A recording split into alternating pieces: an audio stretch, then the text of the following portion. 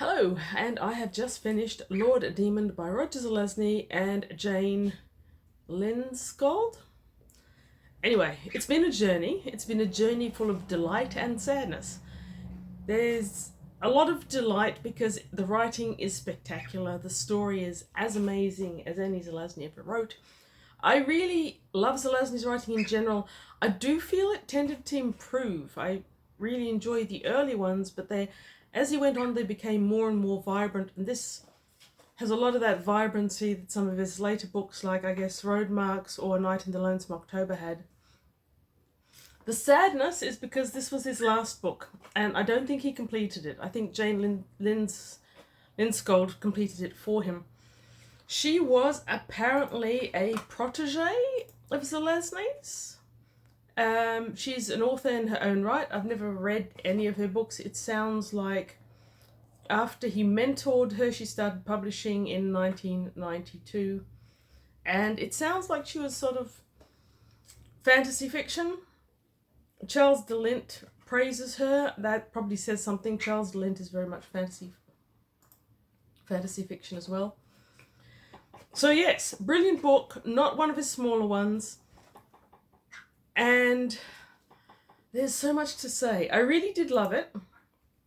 It was hard to write notes while I was reading it because I just gulped it down.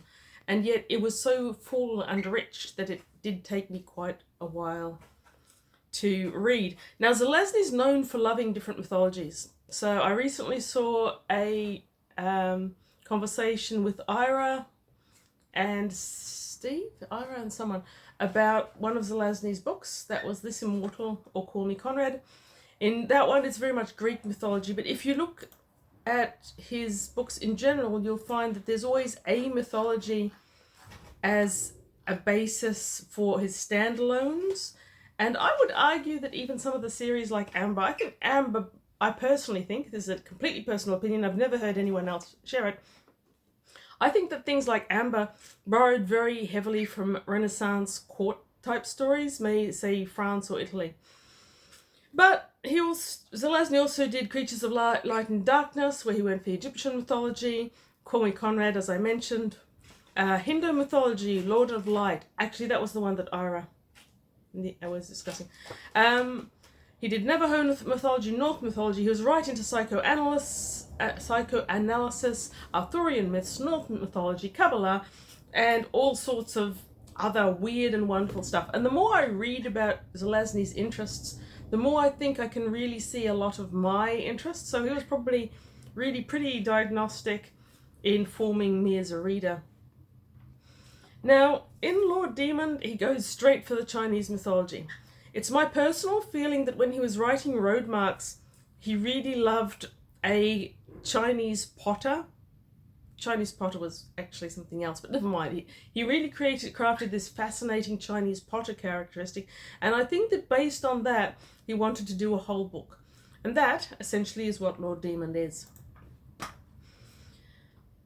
Now, this is the only one I know that was wholly based off Chinese mythology. I don't know that he ever did more really than one per mythology, which is really impressive. That means that he absorbed an awful lot. So in this book it starts off with Kai Ren. He's an artisan. He creates in ceramic and glassware, and he's just finished creating an orange and green bottle that has taken him 120 years to complete. And that's the beginning of the novel. Kai Ren has the nickname of Lord Demon, and he is amongst the demon kind notorious for having successfully killed a god. So Godslayer is one of his many nicknames, whatever. Now, he has very high chi, a lot of magic powers, and extreme fighting prowess. Though none of these seem to be of major interest to them. He's lived an almost hermit-like life for thousands of years, one gathers, mostly crafting these beautiful items, some of which he sells or gives away. Now, Kai Ren lives in a bottle of his own construction, in which contains a palace and gardens and rivers, workshops and ocean. They all fit in there comfortably, because basically when he crafts one of these magical bottles, he designs it so that it can be turned into anything on the inside.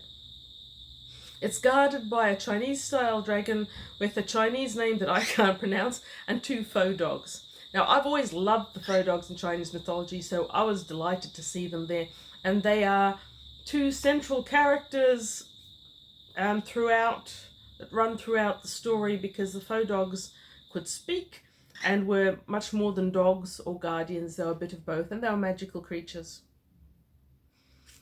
Now, conflict arises early in this story when someone or someones try to kill Kai Ren. That annoys him enough to make him leave his seclusion, start going to demon gatherings, hanging out with other demons.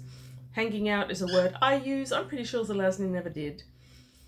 And the demon world building throughout this is great. I can't tell exactly how much it is actually based on Chinese mythology, because that's not a mythological shell that I'm terribly familiar with. I do recognize some parts from what little I have read, and in any case I just adore Zelazny's writing, so whatever he does is going to work for me. There are definite things that are of Chinese origin and which I recognize, especially, but he's mostly interested in ancient China. He's not talking about post-revolution China at all. The interest lies in pre-revolution China, the old regimes, the emperors, etc. Now, as to the demons, long ago the demons dwelt in a domain called Origin, and they dwelt there with gods.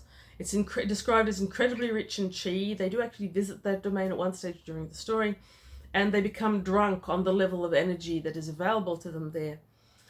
But the demons and the gods got into a battle, and when the demons were eventually vanquished by the gods, they were all cast out of Origin and banished to a domain known as Kong Shai Jie, possibly. Kong Xia, yeah, something like that. I don't speak neither Chinese nor Cantonese. I speak neither Mandarin nor Cantonese, and these are not easy languages to learn, so I'm not even going to try to get the pronunciations right. Now, this Kong Xia Jie, or similar, was also known as the Empty Lands, which is what I'm going to call them from now on, because I can pronounce that. And the Empty Lands contain no landscape at all. They sound like they were basically this grey amorphous mist-like place, and they had very little natural qi.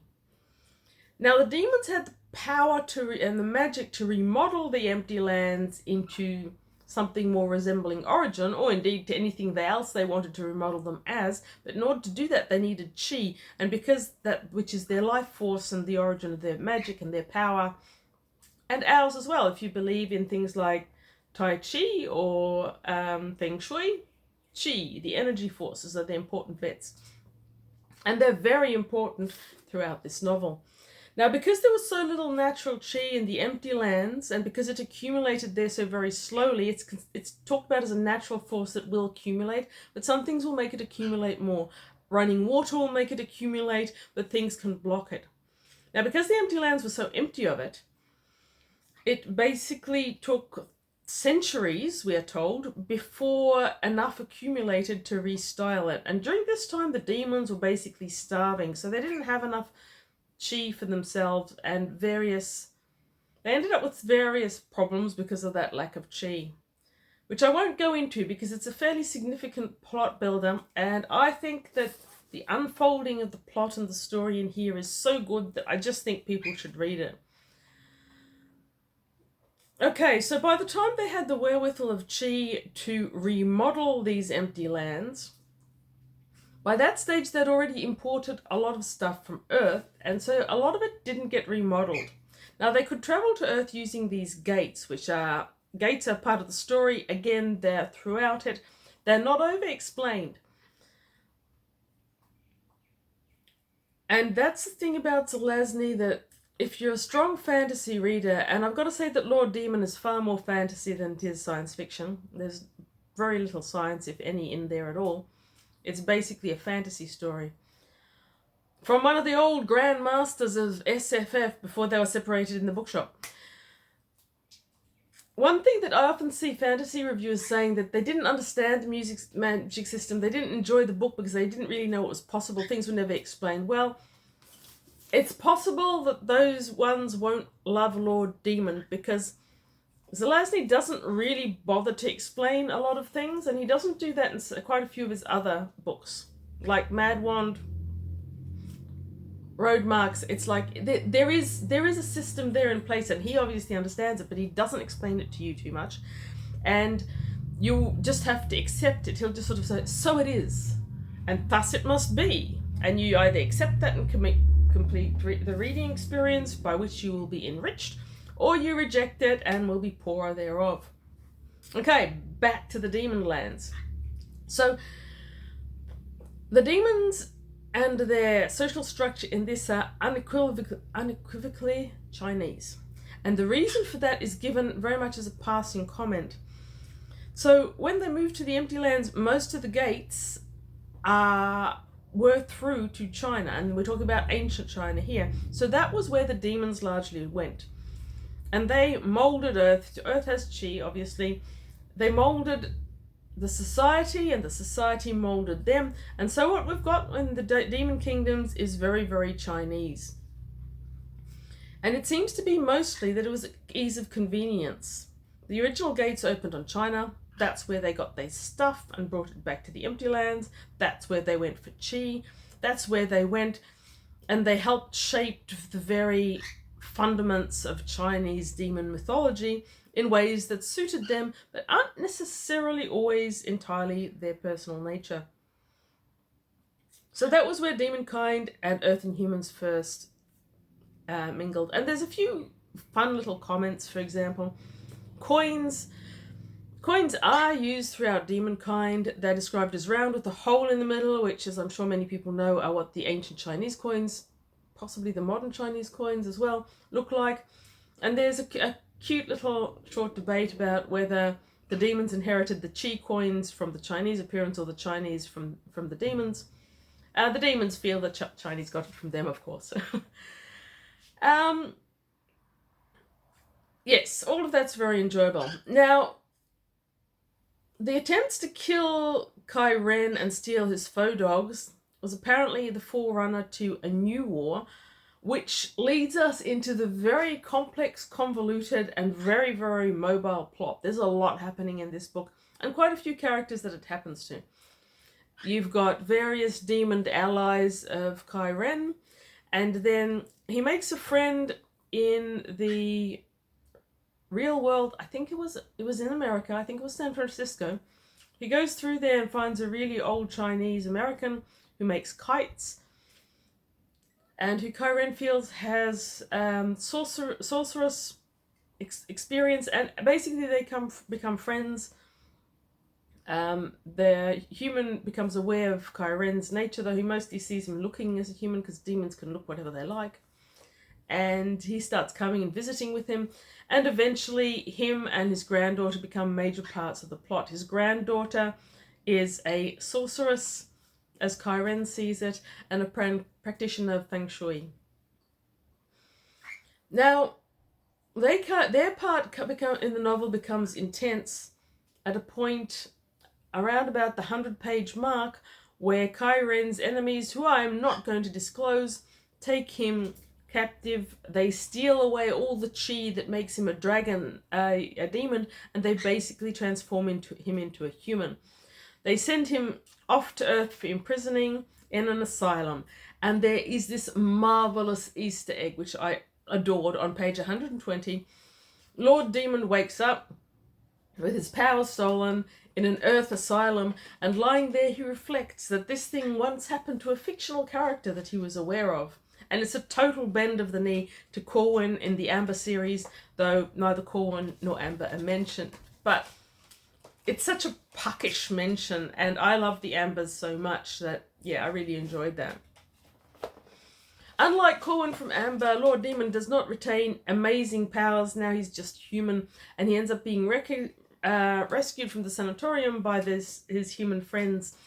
And then, between the humans and the demons and some scrub demons, they embark on a mission to find his enemies and end their nefarious plots, which will involve throwing demonkind and the gods back into war again.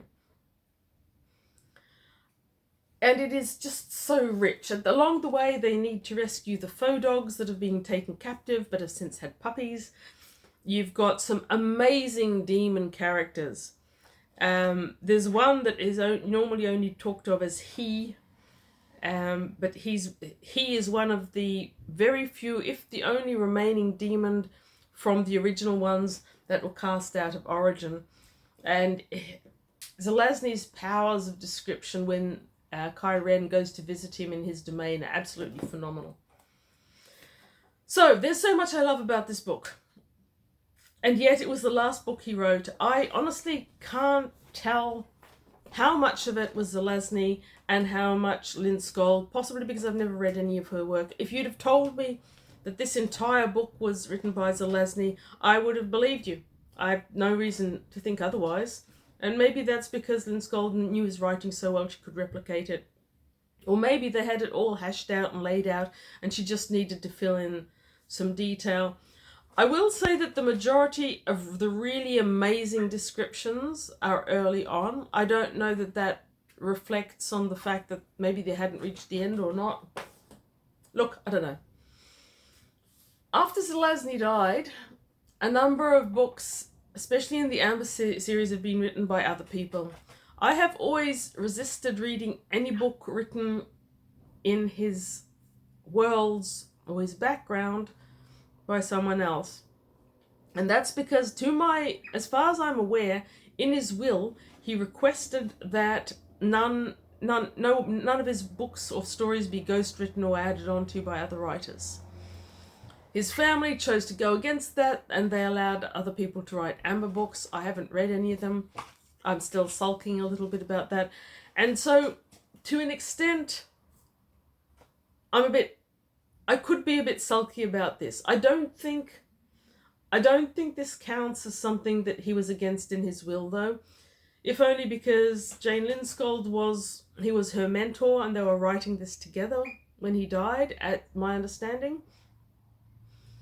Or, yeah, I had to think about it for a while, but I ended up reading it. Thoroughly pleased I did. It's a great, great story. It's a worthy swan song for one of my favourite authors ever. And I don't think there's anyone ever been quite like Zelazny. Don't know that there ever will be again. But the depth of his interest in humans and mythologies is clear throughout this. So, if anything that I said here sounds interesting to you, by all means acquire it and read it. Thank me later. Tell me what you think. Read good books. That'd be any Zelazny book you happen to come across to a greater or lesser extent. And have a great day. Thanks for watching.